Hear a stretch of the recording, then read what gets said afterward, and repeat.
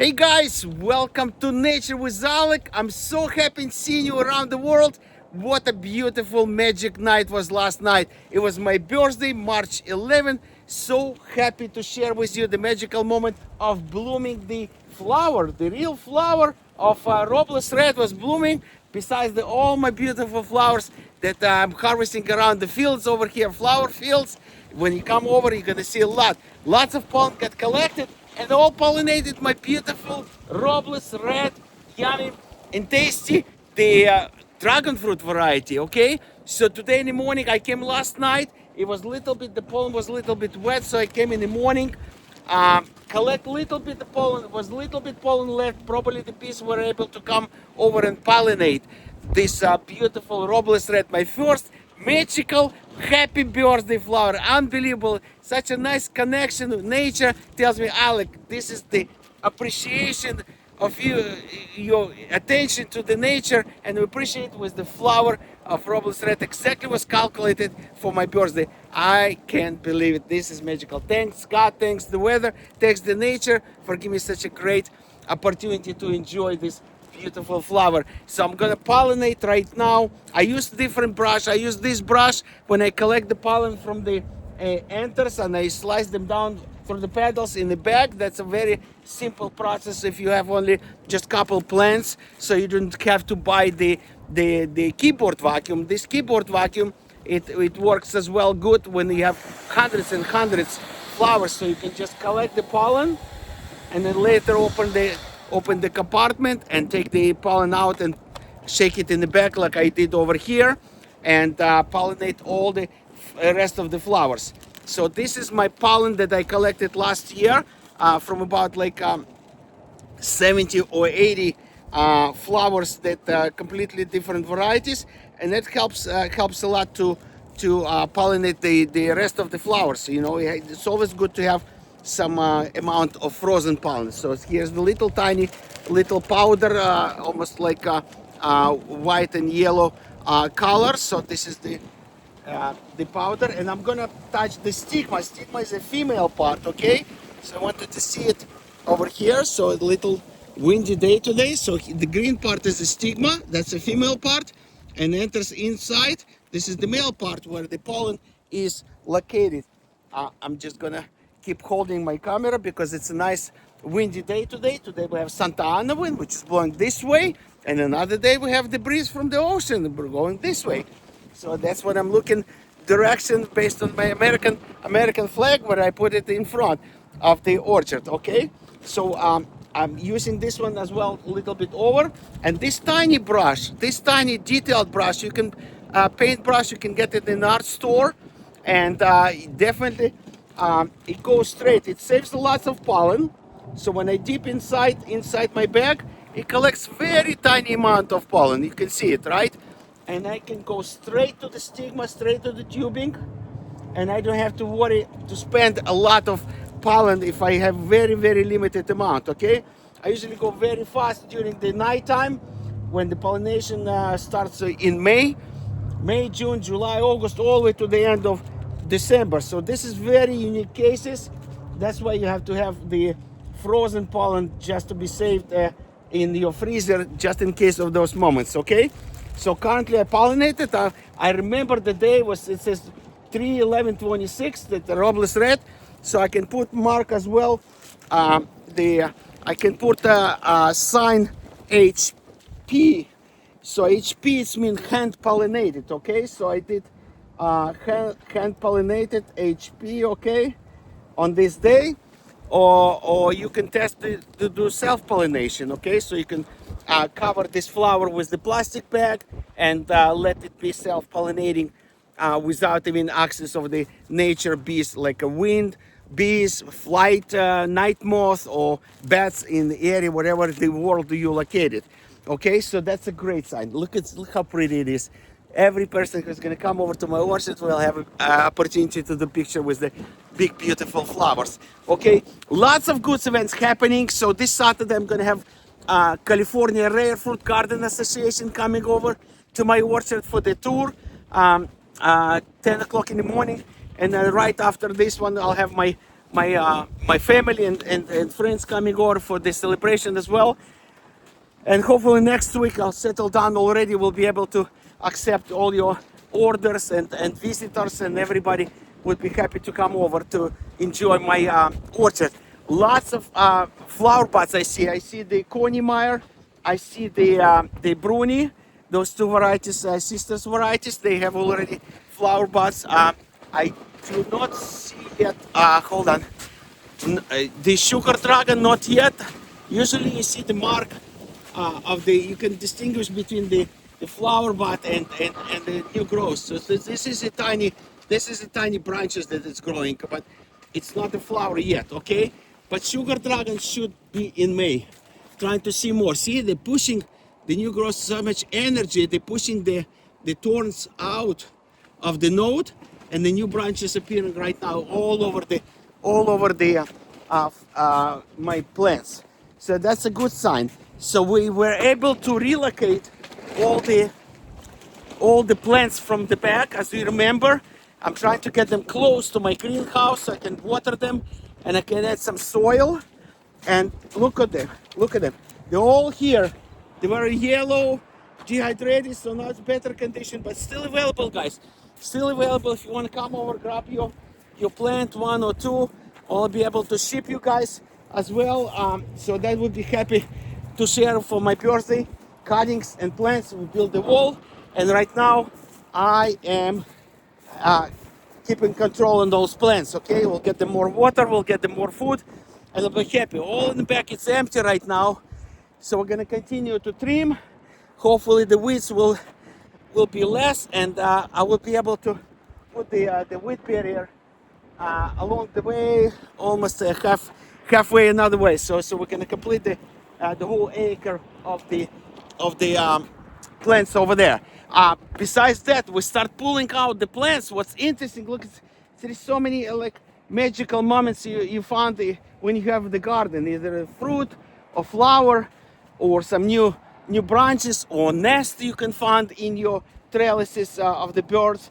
They do love to hang out there as well. So I'm just walking slowly because I had multiple yellow palora plants, and I just put them over here. I just want to make sure that I'll be able to show you what's cool, that we pulled out that yellow palora all the way from the big pile, and they had the fruit over there, so it has multiple fruits. So that's very, very cool. Okay, I just probably pass it 1 second, guys. We have Sinus Pinus, we have the breed variety, another Sinus Pinus over here. So where's my beautiful yellow palora? Por favor. Yellow palora. I see Zamorano. Oy vey boy. I totally got lost. We had yesterday, I saw it. Usually nighttime when I get the flashlight. I see. Oh, here we go. It was like hidden. See, it's still dehydrating. Definitely needs more energy and fruit. Look at this, guys. Look at this. One. Okay, we have one fruit over here. Another fruit is over here, developing little by little, tiny one, but definitely needs energy. One more probably inside the greenhouse. So I calculated around 3 or 4 fruit was on this yellow palora. It was completely abandoned inside the pile, but it managed to produce the fruit. It managed to self-pollinate itself, and that's a good sign. So this is the nature what does in case of the drying, and in case of the excuse me, too dry air today, in case they need to reproduce the new generation. That's what they're pushing flowers, they're pushing seeds, and the seeds will drop, and one day it's going to be rain, and it's going to be amazing new generation of those plants. That every plant has the same trigger in their life. You know, if they need to survive, they definitely push the flowers and throw the fruit and seeds. Lots of people do use this practice, you know, in order to push the flowers. You have to dehydrate your plants, and then they will give the energy for the new bloom season. Okay, lots of plants over here. I see new growth already. I pulled a couple of dark star plants last week, and I see already a couple inches of rooting started to grow. I definitely need to keep watering because right now I have 111 degrees in my greenhouse, even though it has a little bit opening over here with the airflow, but definitely will be able to do circulation of the air. Here's the hawthorn from Edgar we pulled out. It has a fruit. So I'm doing this testing and everything. It's amazing. And I have still Enigma, last fruit from Enigma. We're talking about March 2026. Amazing. So lots of work needs to be done. Later we're gonna cover the whole greenhouse of 1,200 square feet. We're gonna have to cover with the shade cloth because it's gonna be really too hot. Not just for the plants, for myself, because it's gonna be like a sauna over here. I didn't think it's gonna be high humidity, maybe after watering, but it's gonna be really, really hot, and I don't want to stress my plants. Lots of plants available for the nurseries and different places, as well as, guys, as you know, the Channel Island University, they already prepared the trellises, lots of trellises prepared, wheat barrier ready. Very soon, most of the like 1-2 year old plants will go to their place to be planted for the students to do research, to harvest the fruit, to take care of the dragon fruit orchard. And I'm very, very happy for my dream to come through very, very soon. Okay, and as we're gonna continue with lots of hundreds varieties that I was donated by Wilfred and some other people who helped me to collect more varieties, as well as Charles Lee from Levy Farms. So happy to have you guys in my life. Thank you so much for your help. Richard Lee supporting as well with the grafting dragon fruit. Big community, and this is the dream come through. You guys help me to relocate. You help me to get up and say yes, we can do it all together. And I'm just returning to all the people. I'm shipping the free cuttings to Florida and Texas after the freeze conditions, so they can just rebuild their new orchards. And I'll be happy to help whatever you guys need, and sharing with you all the ideas, sharing with you all my results, what I have here in the orchard. And definitely more visitors will come over to my orchard, hopefully during the summertime. April 11 is going to be agriculture free farm day, so lots of visitors should come to my orchard as well. I registered as a facility for education and visits, so that's going to be Ventura free farm day, April 11th. And as well, during the summertime, lots of students, agriculture students who is taking classes, they'll come to practice, they come to visit my orchard, learn a little bit, and maybe volunteer would be helpful as well. And as well, I offer them to come over even to my farmers markets, so they can research, besides that they do planting, growing, researching the plants, they have to as well to figure out how to distribute the production. So you have to be familiar with the farmers markets, you have to be familiar with all the codes and regulations, you have to know how to calculate what the product, how to expect what needs to be done. People use technologies these days. I have a couple of guys who came with the drone, and the building technology of the drone flying through your aisles and will detect and calculate which fruit and variety is ready to be harvested, and how many of them and what conditions. There is unlimited opportunities in agriculture industry just to learn and know how to do, and how to help in this industry. We're talking about farmers, growers, distributors, the technology guys, dripping system. I use some of the technology from Israel, dripping tubes and everything. So that's what we learn. People have so many years in different countries with the heat and different cold, and the dripping, how to save the water, how to manage exactly pinpoint where the water needs to go to the root system without wasting.